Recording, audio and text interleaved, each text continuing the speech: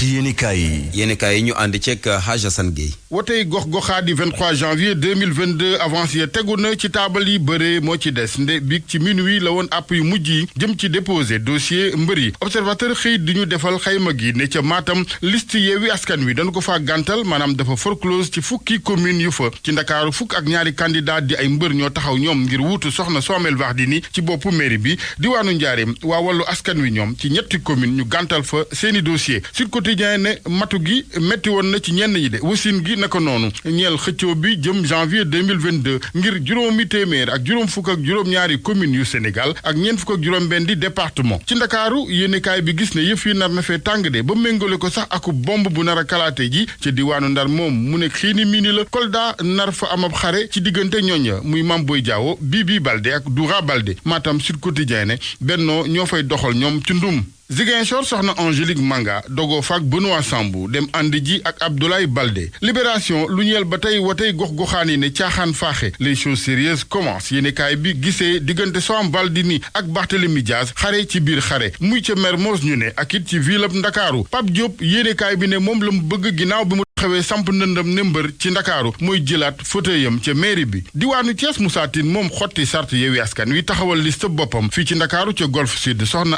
Aïda Sow Diawaxa fii ci Ndakaaru ca Golf Sud soxna Aïda Sow Diawaxa joxe toogoom ndax mu ne président Macky Sall ci teewaayu soxna Aminata Mbengue Ndiaye moo sàkku ci moom mu jàppale ji Lat Diop La Tribune gis ne yëf yi naam ngëm-ngëm a ngi ci de waaye ay tappale ak it ay muusante waaye Yewwi Askan Wi ñoom lu yéeme dal leen ci mbir yi di ndaw lu ñu tànn yebal ko mu ne mes ak seeni source aane dal na leen ñaari yoon ginnaaw Matam kale toogaloon ne mandataire ca Médina Yoro Fula bokk ci Pastef moo ni fa mes Vox Populi ne Matam moom galgal bu bon la fa APR def Sonko ñi mu àndal seen mandataire ba fa woon moo bàyyi fekki APR jongante yi nag 23 janvier 2022 laas ne président Macky Sall ma nga cee woote ak dal di joxe leçon mbër yi mu ne nañ ci boole responsabilité di ca wax jàmm di ko ca dox ngir gën a dëgëral gën a suuxat démocratie bu Sénégal wàllu yoon di justice lu jëm ci delluwaat gém déet ñeel passeport Ousmane Sonko ak it ñu yëkkati contrôle judiciaire gi mu nekk boobaak léegi Libération ne parquet bi moo ko lànk maanaam procureur àndu ca démb def na ci réquisitoire ba daal di ko baaxee juge deuxième cabinet juge bi ci boppam nag di attekat bi moo yor coggalu guy gi mooy ki ci des Sénégal amati ndam lu rëy ak doomam ji di Mohamed Mbougar Sarr mi gàddu démb prix Goncourt 2021 di prix bi gën a darajaw gën a ràññiku ci wàllu littérature ci France ci observateur Mbougar ne xolam sedd na ci guy ci it xelam yépp ci waa Sénégal mbokk yi xarit yi professeur bi naka noonu bépp doomu Sénégal bu ko ci gunge yéeni kaay yépp nag xëy daal di ko sargal moom Mohamed Mbougar Sarr enquête xamal ñu ne mooy africain bi njëkk a jël raaye bu ni toll ci suufa Sahara bi yéeni kaay bi ne axlul bindikat yépp nag ci Sénégal ñoo ànd maase sargal ko naka noonu njiitu réew mi président Macky Sall moom gune gi yéeni kaay bi gis ne macha allah talent bi di xereñ gi daf ko teel a gane si Le Soleil ne ren mooy kéemtaan ak at mi ci wàllu littérature ak téeréem bii di la plus secrète mémoire des hommes président Macky Sall ne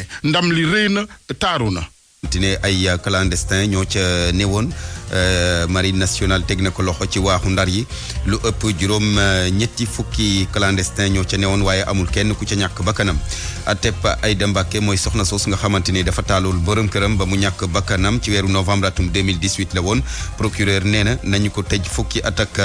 juróom ci réclusion criminelle chambre criminelle bi nag dina joxe dogal gi fukki fan ak juróom-ñaar ci weeru novembre gi nu dëgmal élection yu weeru janvier ñuy nekk di waajal démb la ñu tëj li nga xamante ni moo di dépôt dossier candidature yi daañu def situation bi li ko dalee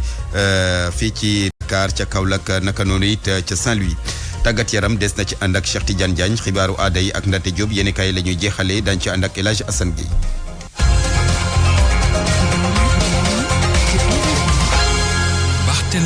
mbokk yi jërë ngeen jëf Aliou Ba moo faree ci machine bi Yacine Pouy ci xarala gi ñu tàmbale xibaar yi te drame bi ñu nemmeeku ci waaxu Ndar yi benn gaal bu yeboon ay clandestin yu doon dem Espagne gën gaa néew ëpp nañu juróom-ñetti fukk yu nekkoon ca biir marine nationale jàpp leen ci booru waaxu Ndar yi gaal ga nag mu bàyyee ko woon Gambie benn fan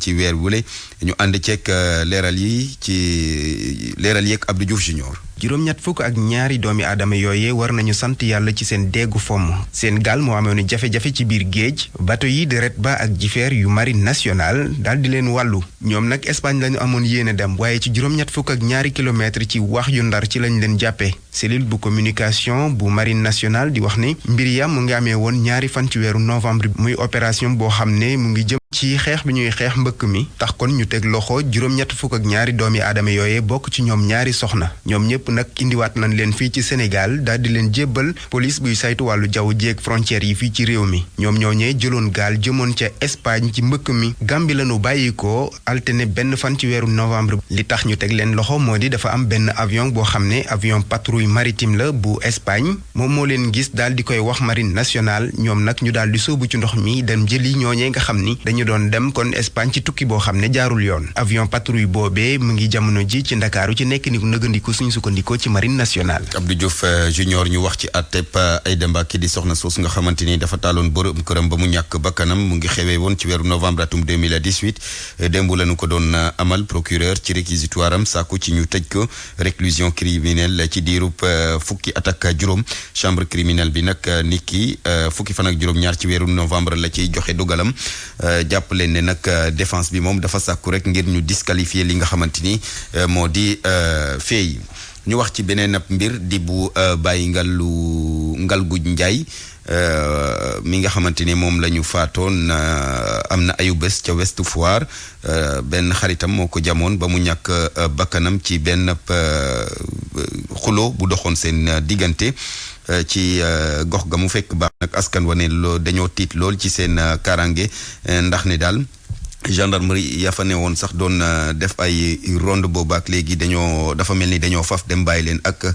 seen coobare bopp reportage ca Ouest Foire Bintuka.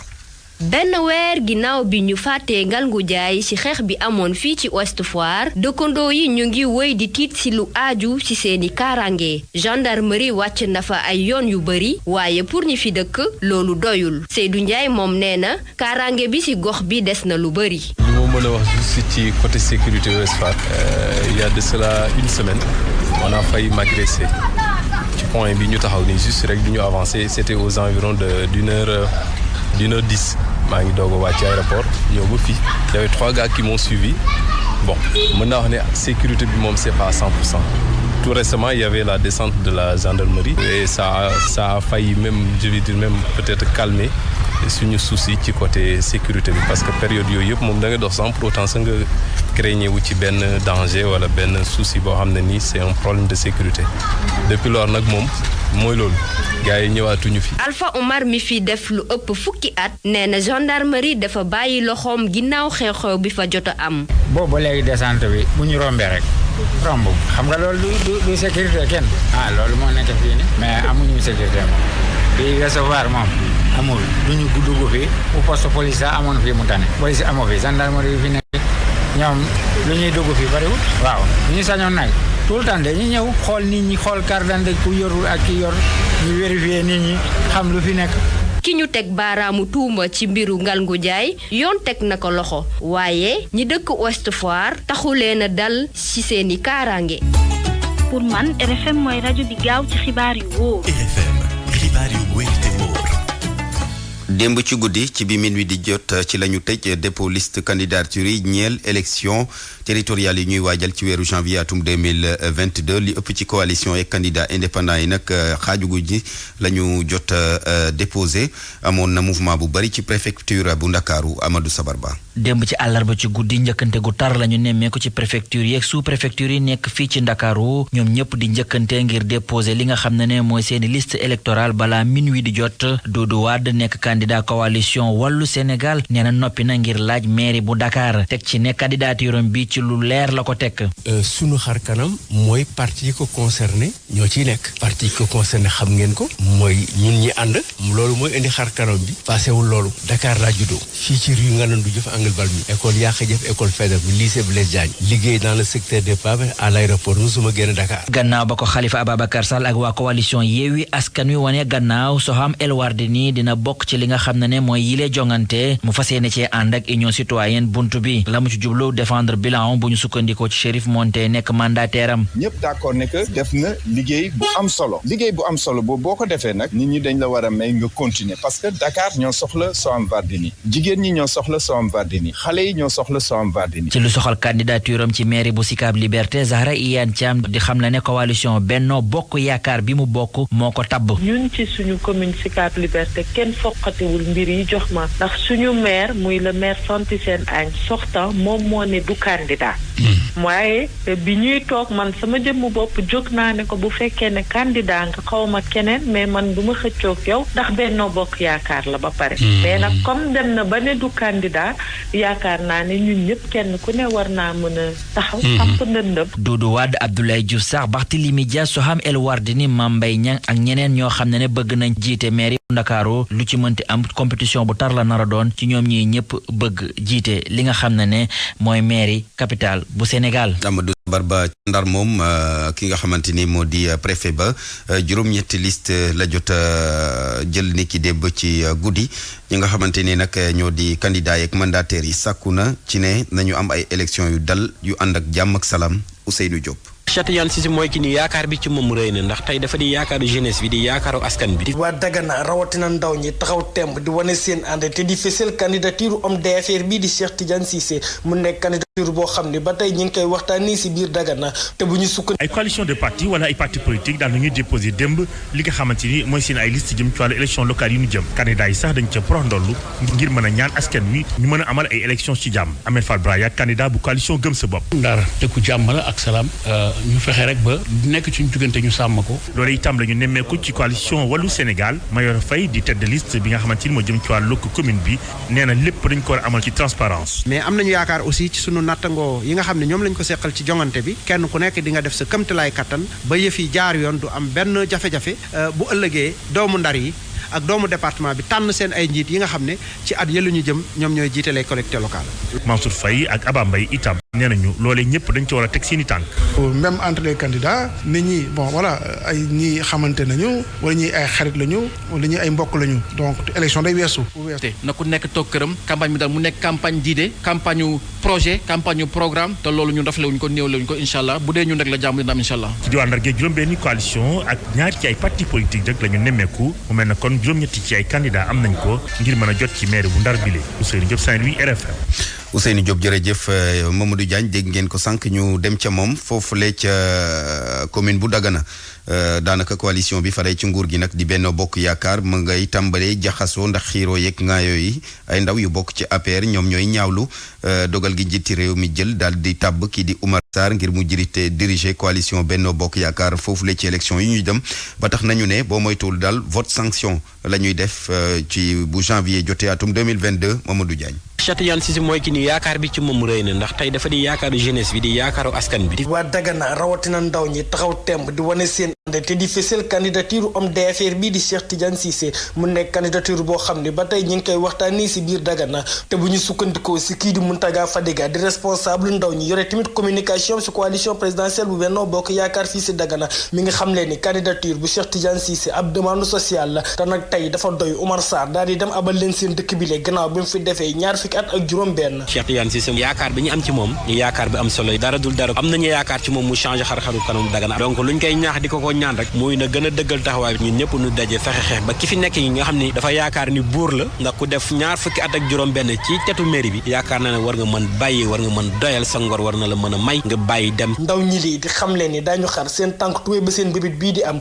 loolee tax ba ñum ñi lee di xam ne ànduñu si tànn bi nga xam ne kii di njiitum réew mi daka tànn kii di Oumar Sarr mu nekk tànn boo xam ne dafa nar a fragiliser lii de coalition Benno Bokk Yaakaar fee sa Dagana waaye nag tànneef bi lee bu ñu sukkandikoo si Anta Diom Niang mi nga xam ne mooy premier adjoint maire bu Dagana mi nga xam ne dana tax ba Oumar Sarr daal di àggale travaux yi nga xam ne jotoon na ko entamé. mairie bi gis ngeen ni daf ko jël pour daw wuti di indi pour que Dagana mën ci jëriñu am na yeneen yoo xamante ni war na ko def yooyu nga xamante ni mébét la yu mu amoon ba commencé ko yàlla may lu mu ko yeggale. waaye nag ndaw Dagana yilee ñi nga xam ne bëgguñu dégg li ñu mel ñoom leen rek la ñuy sàkku mooy kii di Oumar Sarr daal leen di abal seen mairie bi lee lu ko mooy nag daañu ko sanctionné si élection yi di ñëw loolee tax sax ba ñuy xam ne ni daañu xar seen tànku tubéy ba seen candidat bile di Cheikh Cissé ñëw daal di indi changement bi nga xam ni moom la Dagana yëpp di sàkku Mamadou Diagne fii si Dagana ngir rajo Futur Média. jóge Dagana di dem ba ca Louga foofu nag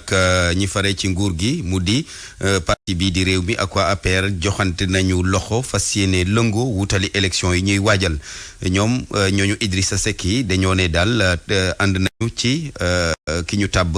di Moustapha Diop ngir mu jiite coalition bi di Benno Bokk Yaakaar ndax ne ñu daal faw ñu joxante loxo su ko defee ndam li gën leen mën a yomb Abraham Paul Pouy. benn at ginnaaw bi nga xam ne Idi fekk si na président Macky Sall APR ak parti réew mi fii ci Louga nag daal di joxante loxo réew mi dem fekki coalition Benno Bokk Yaakaar ci bopp ba Moustapha Diop nekk maire bu Louga te nekk tamit candidat APR ak réew mi bu Louga nag fas yéene liggéey Amar Thiam moom mi nekk responsable départemental bu ndaw yi bu parti réew mi fii ci Louga nag di expliquer li tax ñu tànn Moustapha Diop comme candidat. lu développé Louga daf ñu ñor. dégg naa sax ñu ni kan mooy défendre ci Louga. bu dee loolu rek mooy seen jafe-jafe na seen xel dal. parce que li ñuy ànd nii mooy défendre Louga. dana am parallèlement un livre bilan. un livre programme. parce que gars yi ci rox bi comme ñoom loolu rek la ñuy wax. non nañ leen wax nag tamit vision bi fii lañ jëm. ci l'occasion bi nag le maire bu Louga Moustapha Diop profito di woo ñëpp ñi nga xam ne dañoo bokk ci mouvance présidentielle am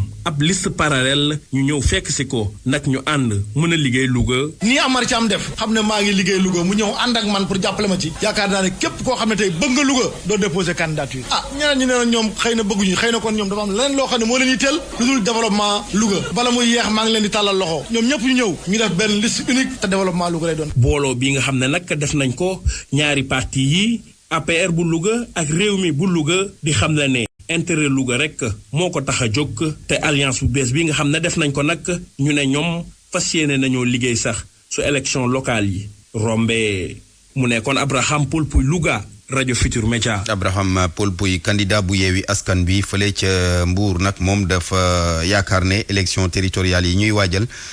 daanaka daf ko méngale ne mooy premier tour élection présidentielle gi ñu fas yéene amal ci atum 2024 ba tax na maître Abdoulaye Tall di sàkku ci askan wi ngir rek ñu xamee ko noonu ci te def lu sérieux ci élection yi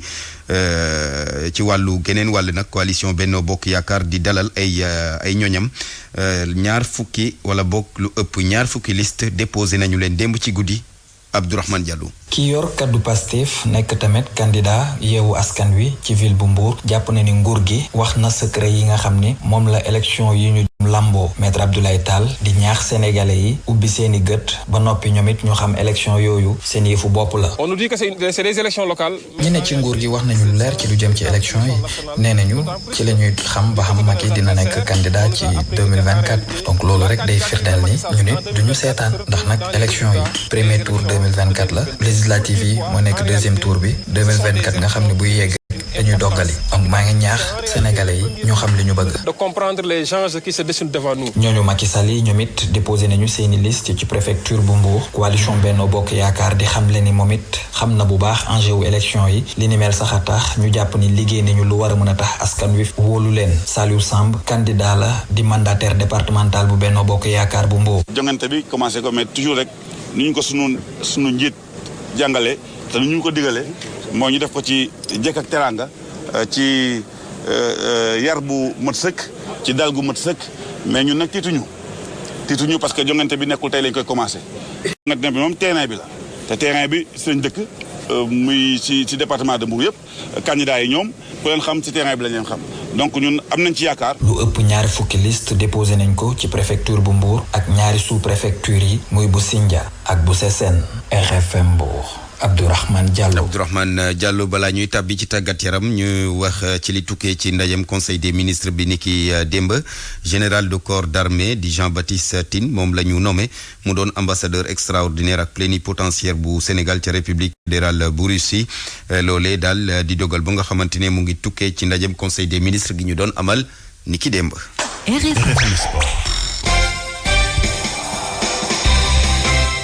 tàggat yaram ñu dalal Cheikh Tidiane Diagne Cheikh gannaaw bañ la nuyoo la tàmbali. wàllu football la ñu koy daal di doore Barthélemy gannaaw ba ñu la fayee waxtaanee championnat national di Ligue 1 beeg Ligue 2 bi ni ki démb nag lañ doon amal li nga xam te ne daal moo di tirage lii di calendrier bi daal nañ ko siiwal nag am na ab choc ci ndorteel gi diggante AS Pikine ak ñii di waa Guédiawaye football club le 20 novembre lañ koy daal di kon boog amal mi itam yeneen i jongante yi nga xam te ne incha allah fii ci kanam tuuti dinañ ko gën a yaatal ni ki démb nag gannaaw bu ñu siiwalee mbir mi kii di suñu naataango di As Barakan daal dina amal ab compte rendu. football local bi nar a tàng lool ci ndorteel li gannaaw ba ñu amalee lii di tirage au sort bi pour la Ligue 1 et Ligue 2 Pape Momar Lo di vice-président chargé des compétitions et de la communication di dellu si waat ci dogal yi nga xamante ni fas nañ ko yéenee jëfee. comme ni ngeen ko xamee aussi dañoo génn ci symposium boo xam ne dafa joxe ay recommandations yu fortes et parmi les recommandations yi mu waxoon nee na sunu football bi dañ ko war a gën a ñoŋal. gën ko wane gën ko fësal te liggéey boobu aussi pour mu am les matchs on va dire les matchs phares yi nga xam ni benn bi mu ngi commencé déjà le vendredi muy nekk la première journée entre Pikine ak Guédiawaye xam ni moom mooy démarrer ñu def ko vraiment mu nekk événement. Abdoulaye Thiam di secrétaire général du club Génération Foot di rafetlu tirage bi waaye nag mi ngi dellu di ñaax acteurs yi ngir ñu respecter lii di calendrier bi. tirage bi.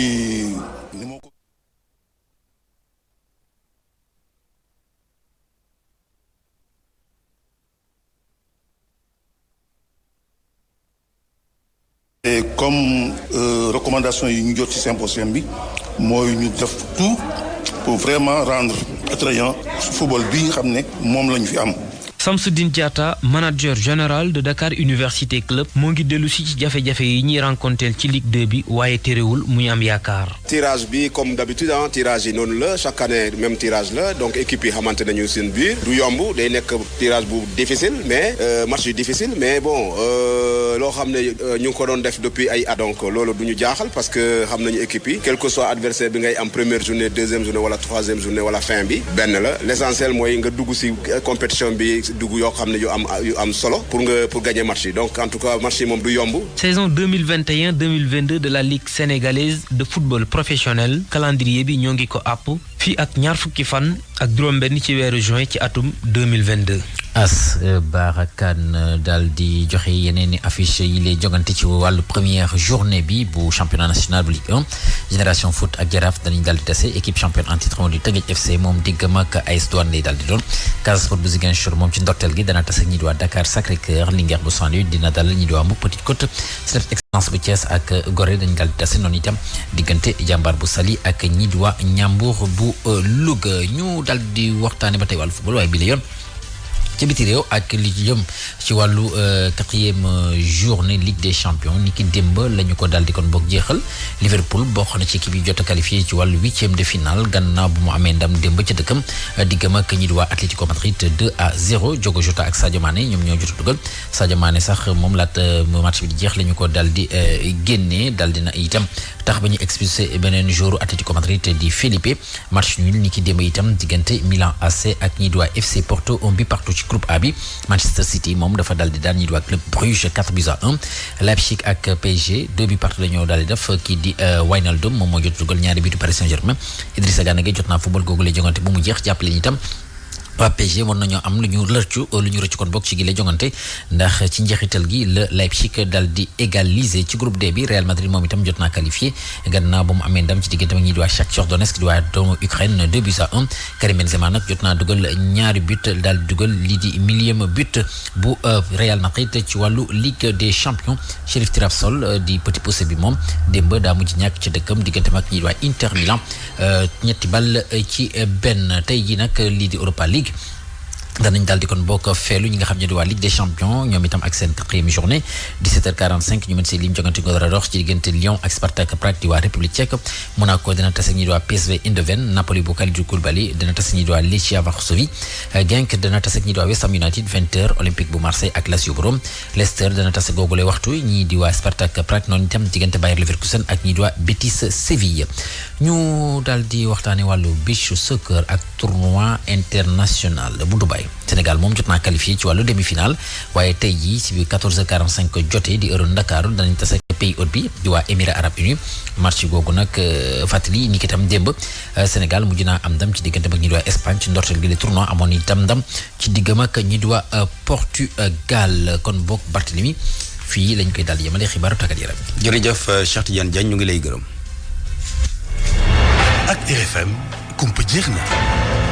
xibaaru aada yi ñu ànd ceeg Hadj Ndate Diop. dalleen ak jàmm. Mohamed Bougar Sarr jël téeméer ak fukk ak juróom-ñeenteeluk édition bu prix Goncourt mu di prix bi gën a màgg ci wàlluk littérature ci réewum France téeréem bi mu duppee la plus secrète mémoire des hommes nga xam ni mi ngi ko génne ci weeru août wala weesu moom moo ko may boobu raaya Felwine Sarr jiite maison de production bi di Jimsan nga xam ni moom moo àndandoo ak Philippe Rey daal di édité boobu téere di xamle ni ab signal bu fort la doomu Sénégal bi wane Georges Déthié Diop jokkoon ak moom. prix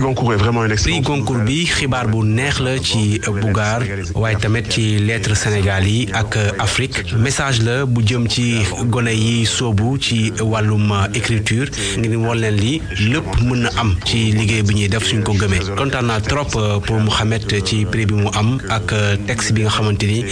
texte bu am doole la ci wàllum littérature. Texte là qui est d'une grande puissance ait été privé. ñu wéy di sargal Mohamed Bougar Sarr. cinéma réalisateur bi di Molikan ak structure bi mu duppee cinéma rek di waajal ñeenteelu ko édition bu Dakar Court di festival international de cinéma bi ñu jagleel lépp lu jëm ci wàllu court métrage ci lu jëm ci loolu moom réalisateur bi nga xam ni ci FESPACO bi ñu génn moom moo jël Poulain d'Or ci catégorie documentaire long métrage jëloon tamit meilleur documentaire court métrage prix UEMOA dajale ak taskatu xibaar yi ngir indi ay leeral ci wàllu film yi war a bokk ci jongante gi ak lu jëm ci wàllu jury bi Aminata Ba. ci ñaari téeméer ak fukk ak juróom-ñaari film yi ñu daal di jot yi jóge ci ñaar fukk ak juróom-ñaari réew yi nekk ci Afrique ak ci diaspora bi fukk ak ñeent la ñu daal di tànn ci mujjantal ba ngir ñu daal di jongante ñeenteelu édition bu festival international bu court métrage Molikan nekk initiateur bi. 14 films yooyu nag vraiment ay film yu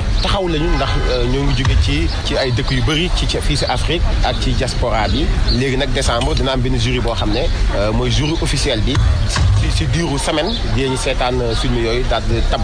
juróomi film daal di leen jox trophée ak koppar. ñu daal di indi lu yees daal di koy duppee innovation Dakar court critique ñu daal di koy jagleel taskatu xibaar yi yëngatu ci wàllub aada ak cosaan mu nekk wàllub tàggat bu ñuy amal ci wàllub critique bu cinéma. programme talent Dakar court critique maanaam une semaine avant festival bi di xew dinañu woo ñaari kilifa yu nga xam ne seen xam-xam màcc na ci wàllu journalisme ak ci wàllu critique ñu formel ñu faneeru ndaw ñu nekk ci wàllu journalisme ci wàllu critique suñ ko exercer après nag dinañu tabb journaliste bi nga xam ne moom lañ jàpp ne gannaaw formation bi moo ci gën a xarañ ñu jox ko trophée ak koppar. leneen lu yees bokk na ca raay bu ñu duppee Grec France Télévision daal di koy jagleel ndaw réalisateur yi ak scénariste yi Dakar Court fas yéene am niki juróom-benn fan ba fukki fan ak benn ci weeru décembre bi ñu dëgmal réalisateur Ousmane William Mbaye nara wuutu Souleymane Cissé di ab réalisateur malien ci présidence jury officiel. ñu àddu jëmle ci wàlluk musique